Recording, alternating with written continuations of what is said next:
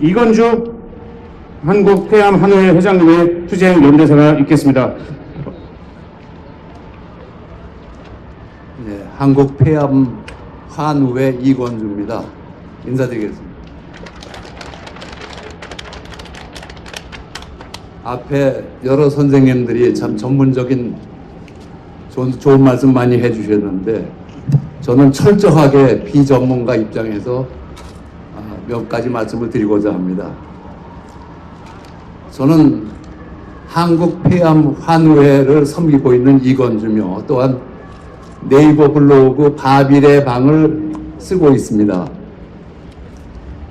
우리 저 앞에 최대집 회장님과 대한민국 최고의 지성 엘리트들을 제가 앞에 모시고 더군다나 이렇게 땡볕에 서 계시게 하시고 제가 말씀을 드리기가 참 어려운데 어떻게 좀 편히 쉬실 방법은 없나요? 괜찮습니다. 감사합니다. 저는 2001년도에 진행성 위암 3기 진단을 받고 위절대 수술을 받았습니다. 그리고 2016년 7월 달에 다시 폐선암 4기의 진단을 받고 지금까지 항암 치료를 받고 있습니다. 감사하게도 임상으로 면역 항암제를 47번 쓰고는 내성이 왔고 그 뒤로 표준 항암제 31번째 그래서 전부 다 78번째 임상을 항암 치료를 지난주 수요일 날 마쳤습니다. 제가 2001년도에 위절제술을 받고 그때는 5년만이라도 더 살게 해주시면은 자녀들 결혼이나 시키고 불러주시면 가겠습니다 하고 했는데 2016년도에 폐암 진단을 받고 보니까 꼭 15년이 지났습니다. 하나님께서 말썽꾸러기 같은 저를 참 오래도 참고 기다려 주셨다는 생각을 했습니다. 2001년도에 위절제 수술을 받고 조국을 위해서 마지막 봉사를 한다고 월드컵 자원봉사를 신청했습니다. 인천공항에서 외국 VIP들을 영접하는 의전 업무를 맡았습니다. 그 뒤로 다니던 직장, 제가 위암 수술을 받을 때 여명을 잘해야 2년, 아주 희망적으로 영어로 옵티미스틱하게 봐서 2년을 받습니다. 빠르면 6개월. 그래서 다니던 대기업 임원자리 내려놓고 오로지 그 신병 치료에만 전념을 했는데 2016년도에 제가 다시 폐암 진단을 받고 보니까 그 위암 수술을 받은 후에 똑같은 생각이 들더라고요. 마침 우리가 평창 동계올림픽이 있었습니다. 제가 정말 이 마지막 제가 봉사로 생각하고 평창 동계올림픽에 자원봉사를 할 수 있게 해 주십시오 했는데 그때가 1년 반 정도 남았습니다. 여명은 1년이었는데 좀 욕심을 부렸죠. 근데 다행히도 제가 면역 항암제로 치료를 받으면서 평창 동계올림픽과 패럴림픽 자원봉사를 잘 다 마쳤습니다. 인천공항에서 오고 가시는 VIP를 대하면서 참 폼나는 자원봉사를 잘 했습니다. 제가 이렇게 보여도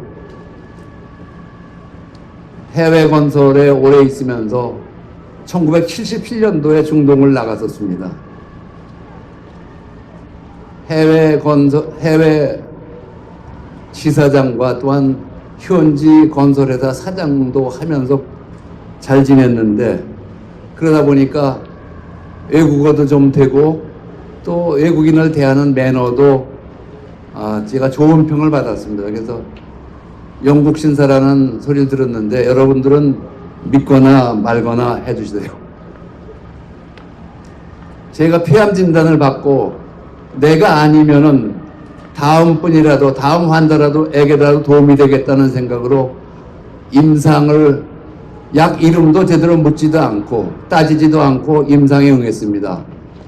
이미 위암 3기에 또 이번엔 폐암 4기 진단을 받았고 나이도 70이 됐는데 더 욕심 부릴 게 없었습니다. 그런데 제가 아무것도 모르고 임상을 시작하고 나서 인터넷 카페에서 여러 가지 정보를 얻고 하다 보니까 제가 맞는 면역항암제 1년 약값이 약 1억 원입니다. 그 1억 원을 공짜로 제가 치료를 받았고 여명 1년이라는 진단에 제가 지금 4년이 되도록 오히려 건강은 잘 유지가 되고 있습니다. 그래서 제가 인터넷 카페에서 많은 환우들한테 참 초보적이지만은 뭐 의료 분야가 아니면은 제가 심리적으로라도 도움을 드리기 위해서 자문을 좀 해드렸는데 그러다 보니까 또 알게 되니까 이제 자꾸 문제점이 생기더라고요. 폐암은 50% 이상이 4기에 진단이 됩니다. 그런데 그 말기에 진단을 받은 환자들한테 그 독한 백금 기반 항암 치료제를 3회 이상 써보고 효과가 없으면은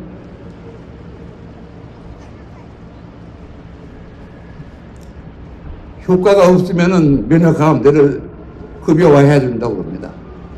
이거는 희망 고문이고 정말 치료의 골든 타임을 놓치고 고갈된 체력 가지고 투병을 하라는 얘기입니다.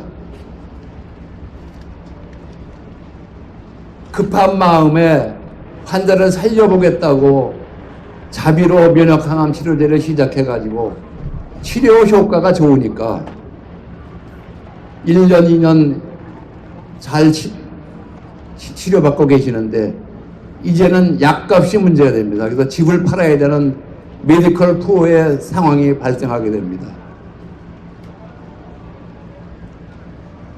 그래서 제가 참 공짜로 면역항암 치료제로 2년 가까이 치료를 받고 제가 그 효과를 제 몸으로 실증하고 있는데도 왜 필요한 환자들한테 이 나라에서 돈이 없다고 못 쓰게 하느냐 이러한 생각이 들어서 제 버킷리스트에 맨 위에 올려놨습니다. 면역항암제를 1차 치료제로 급여화하자. 이거는 내가 공짜로 치료받고 또한 얻은 삶의 그 기간을 참 의지할 곳 없는 우리 폐암 환자들을 위해서 제가 좀 도움이 되겠다 싶어서 나섰는데 그래서 작년 2월부터 국회와 세종시에 있는 보건복지부 관계기관을 쫓아다니면서 참 애걸도 해보고 공갈도 쳤습니다. 그런데도 아직까지 들은 거는 그냥 의례적이고 형식적인 대답만 듣고 있습니다. 그래서 제 개인의 힘으로는 너무나 힘이 들어가지고 좀 더 조직적인 대응을 하자고 폐암 환우회를 만들게 됐습니다. 5월 9일 날 첫 출발을 했는데 그 첫 번째 행사로 급여화의 1단계인 건강보험심사평가원, 심평원이라고 그러죠. 원주에 있는데 지난 6월 16일 날 첫 행사로 심평원을 방문했습니다. 그래서 담당 주무실장님하고 부장님들, 그래 관계 직원들하고 앉아서 같이 미팅을 했는데 참 제가 우리나라 보건복지부와 건강보험심사평가위원회의 어려움을 참 차근차근 친절하게 설명을 잘 들었습니다. 결론은 이해해달라는 얘기입니다. 이해해달라는 얘기입니다.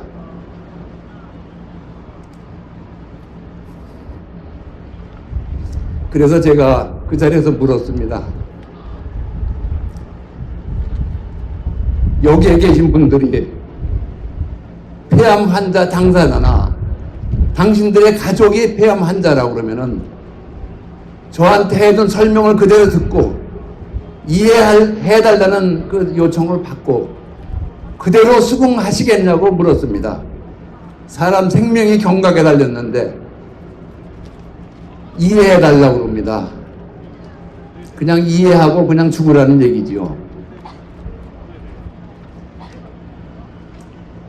정부의 도움이 절실한 환자들에게 그냥 죽으라고 하면서 이해해달라고 합니다.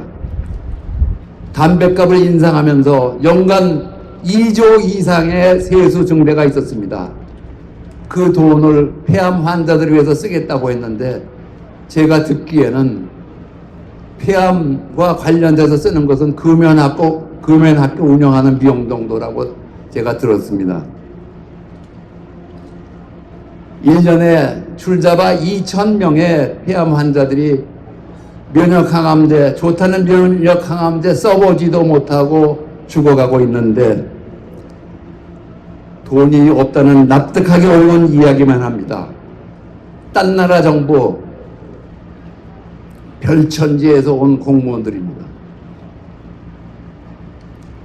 이번 행사에 관련해서 의사협회의 홍보 포스터를 본 일이 있습니다. 그 중에 하나는 타이틀이 어느 것부터 충전하시겠습니까? 였습니다. 허울 좋은 수치인 보장성을 높이자고 정말 절실하게 필요한 부분, 임신, 출산 부분, 중환자 의료나 중증 외상 치료에는 문을 잠그고 있습니다.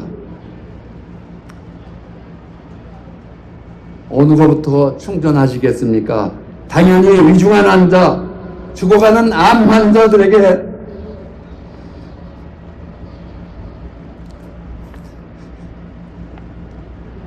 충전의 우선순위가 주어져야 합니다.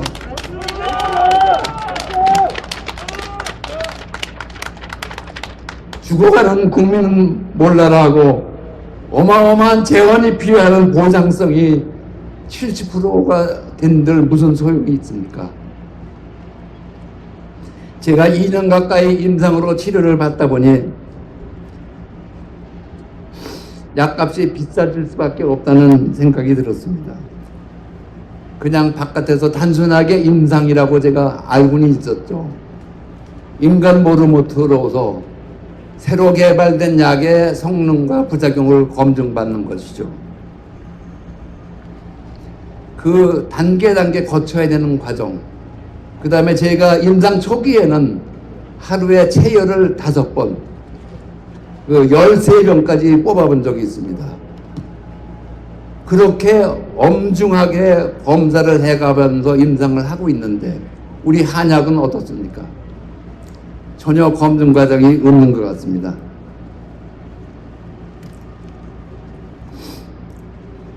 오늘 이슈가 되고 있는 초약은 개인의 책임하에 취향과 필요에 따라서 보조식품이나 보약으로 먹을 수가 있겠지만은 검증이 안 된 약재료를 가지고 통일된 제조 방법이나 엄격하게 관리되는 공정으로 만들지도 않는 약에 대해서 정부에서 치료제로 효과를 인정하고 국가 재정으로 비용을 부담한다는 문제는 정말 심각한 정책의 오류라고 생각합니다. 국민들의 건강관리를 위해서는 양약은 개발 과정부터 엄격한 통제하에 많은 과정을 거치면서 약의 효과는 물론 그 부작용까지 검증을 하고 GMP라고 하나요? Good Manufacturing Practice라고 그러거든요.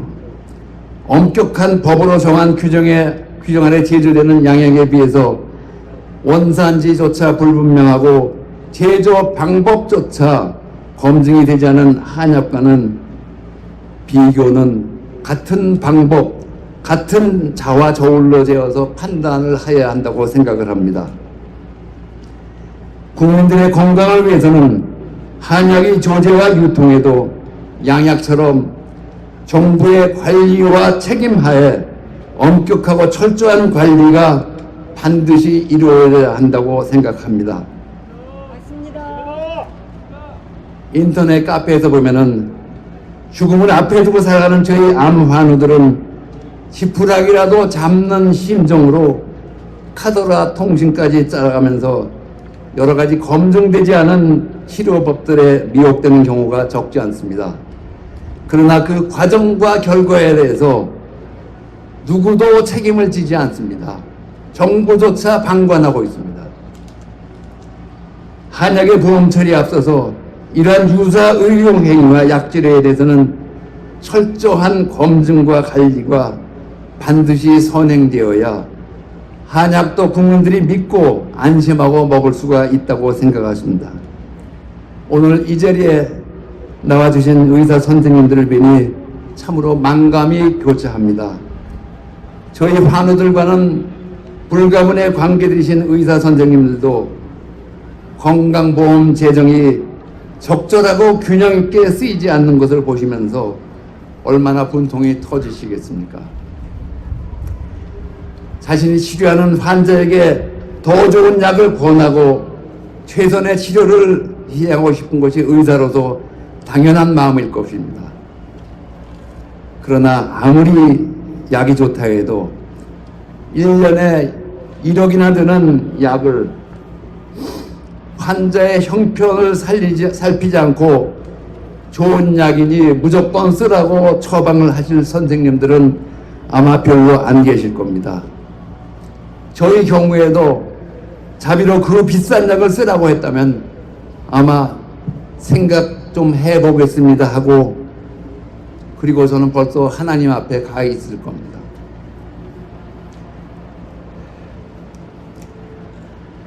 조금이라도 더 살아보기는 일념에 개의 구충제로 암을 고친다는 뉴스에 왜 환자들이 열광했습니까?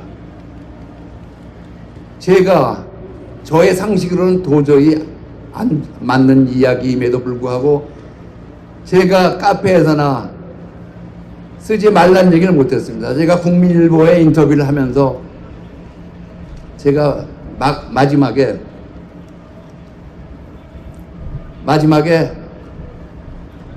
조금 차라리 오랫동안 써온 강황이나 이런 것을 드셔보는 게 차라리 낫겠다는 생각을 했더니 악플이 그냥 수도 없이 달렸었습니다. 전국 각지 의료진 여러분께서 너무나 수고해주고 계시는데 아직도 코로나19 사태가 심상치 않습니다.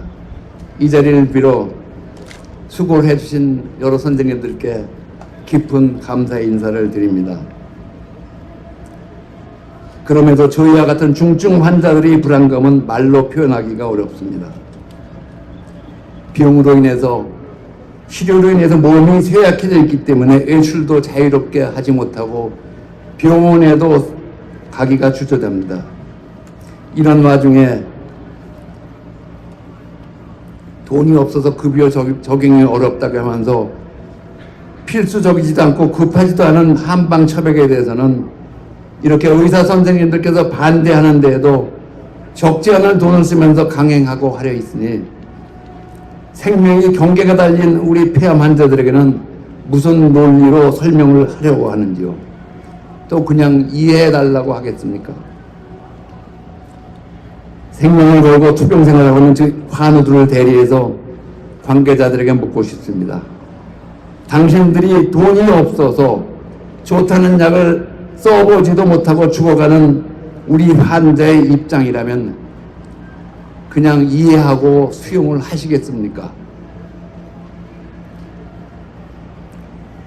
제가 오늘 영상으로 보내달라는 부탁을 받았음에도 불구하고 이 자리에 나온 것은 이렇게 목이 쉬도록 소리라도 질러서 우리 정부에 공개적으로 묻고 싶어서 나왔습니다.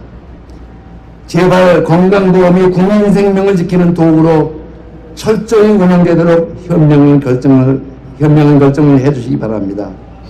국민의 생명을 지켜야 하는 건강보험으로 정치를 하거나 사업을 해서는 안 됩니다.